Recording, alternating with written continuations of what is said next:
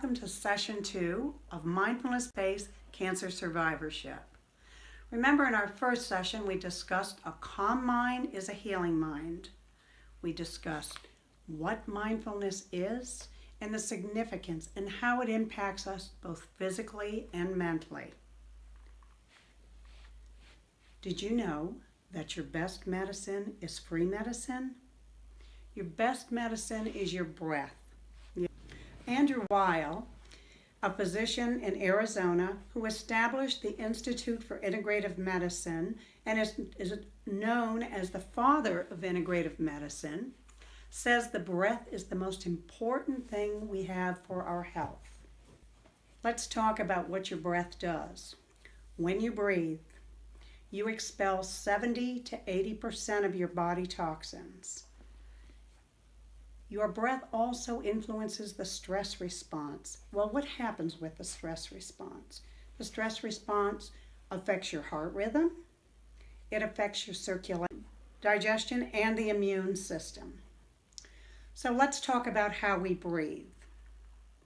Most of us, especially women, are chest breathers.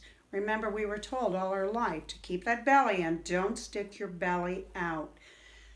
Chest breathing is an anxious response.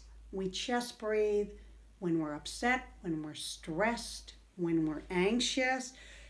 We just fill the upper lobes, totally ignoring those lower lobes and losing the impact of the detoxifying effect of exhaling. So the proper way to breathe is called diaphragmatic breathing. It's that good old belly breathing. So let me show you. Let's experience this. Diaphragmatic breathing, that good old belly breathing. Let's talk about the correct way to breathe. When we talk about correct breathing, we breathe in through our nose and either out through our mouth or through our nose. It doesn't really matter. It's whatever's comfortable for you. But the important thing is that you inflate those lower lobes. That when you take a deep breath in, you inflate, that you fill those lobes and that you feel that belly go out. That's why it's called belly breathing. Okay, we don't want to just fill the upper lobes. We want to move that air down. Now, Andrew Weil suggests that we breathe in on a count of 4, we hold for 7, and we breathe out on a count of 8. Now, again, the exhalation phase we talked about is the detoxifying phase. So we want to make sure, no matter what the count is that's comfortable for us, that it's twice as long as the inhalation phase. So let's just practice a little bit. So I want you to breathe in on the count of 4. 1, 2, 3, 4. Feel that belly. Hold for 7. 1, 2, 3, 4, 5, 6, 7. Now exhale on a count of 8. 1, 2, 3, 4, 5, 6, 7, 8. Now that, again, because for so many years we have not breathed correctly, we need to practice that. So be aware of that. So now we said that the breath is our anchor to meditation, to being mindful. So how do we begin to meditate? We start by noticing the here and now. We pay attention to what's really happening, not only around us, but within us. We become more conscious of sounds, of colors, of our feelings, those inner thoughts, the feelings, and sensations, taste, all our senses, that increased awareness of our senses. Now here's a way to begin. We talked about Jon Kabat-Zinn, who developed the program, Mindfulness-Based Stress Reduction. One of the classic beginnings to meditation is learning to do a raisin meditation. So today we're going to practice a raisin.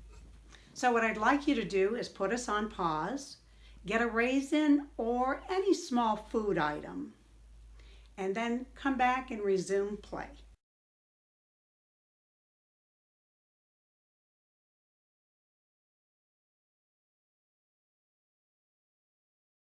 So Judy, I guess it's time now for you and everyone else to do a raisin meditation. So you have your raisin or your almond or your cashew or your chocolate or your cookie, whatever you may have brought to us at this time. Put it in your hand and just look at what this raisin, I'm going to continue to call it a raisin, what this raisin looks like in your hand. You may touch it with your other hand. How does it feel between your fingers? Is it fat? Is it squishy? Is it soft? Is it dry? Allow your fingertips to give you messages about this raisin. You may squish it between your fingers and see how it moves.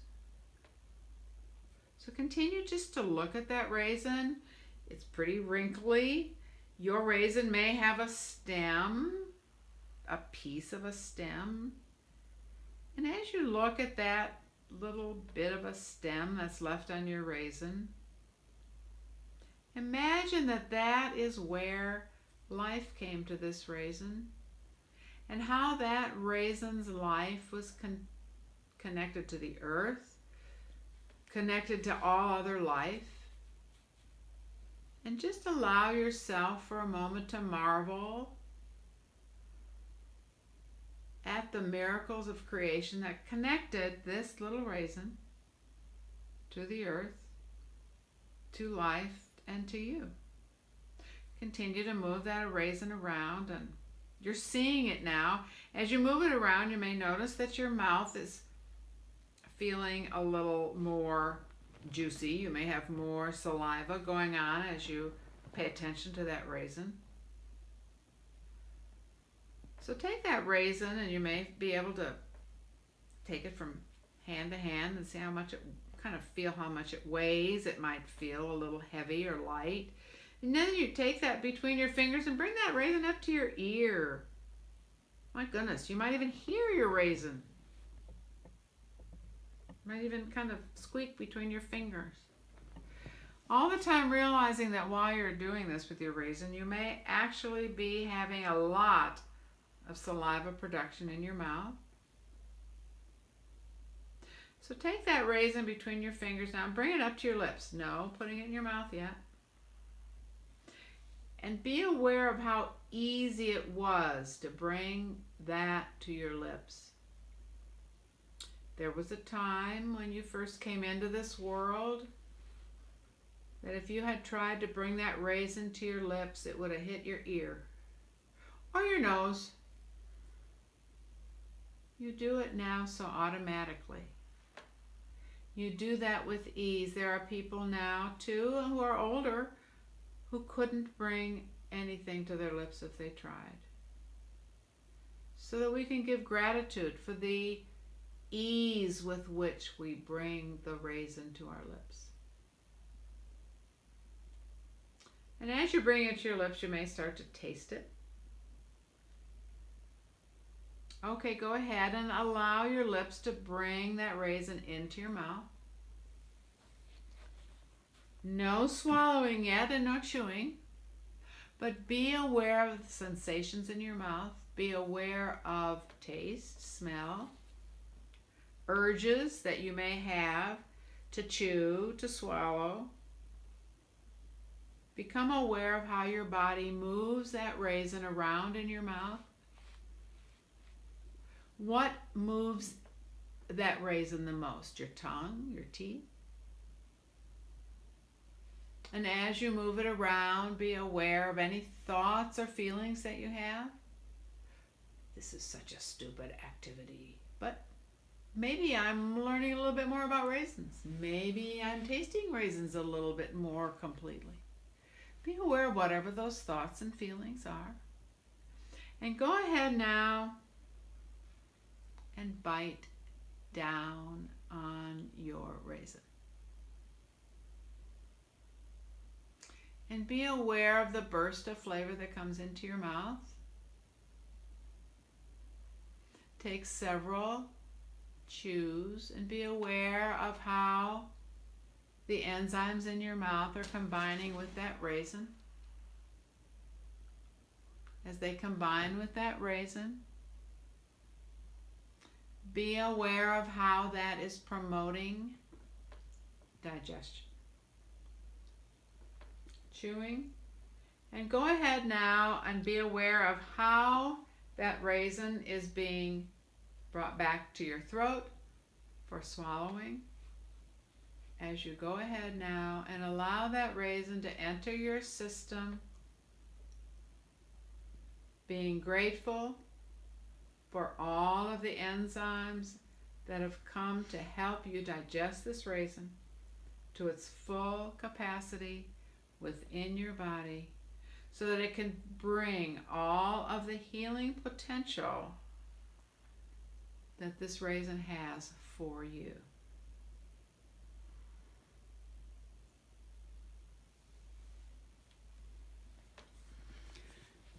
Now again, this is a classic beginner's meditation.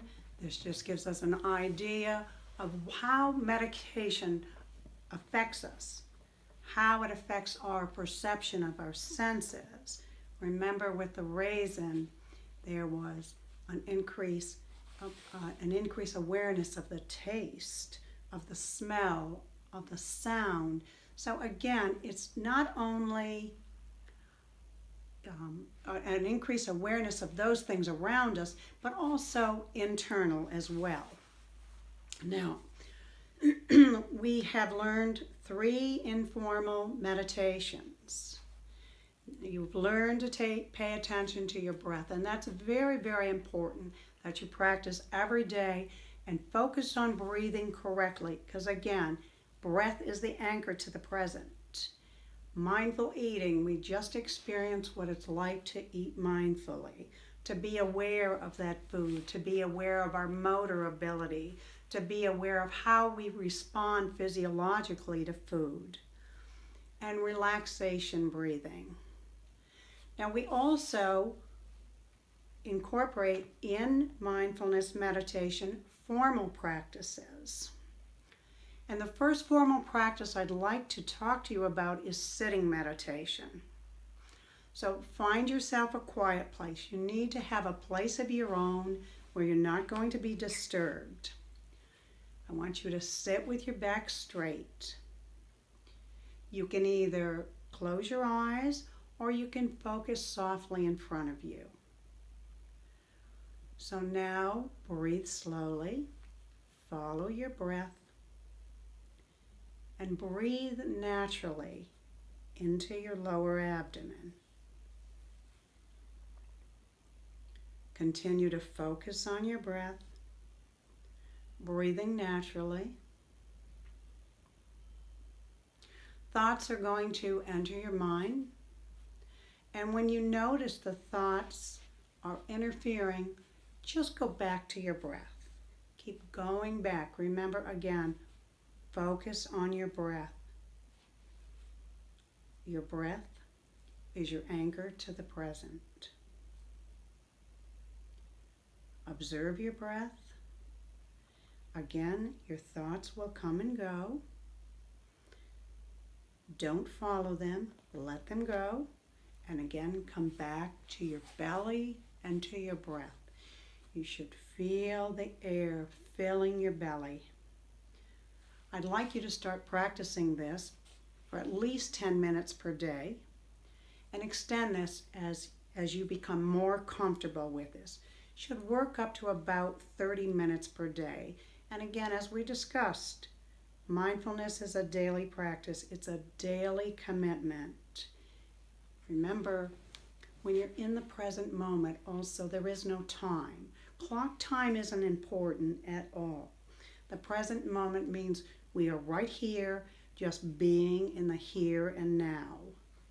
Also, I want to make you aware that there are apps that can bring you back gently after you are meditating for a desired period of time. So take the time to look. You'll find a lot of apps.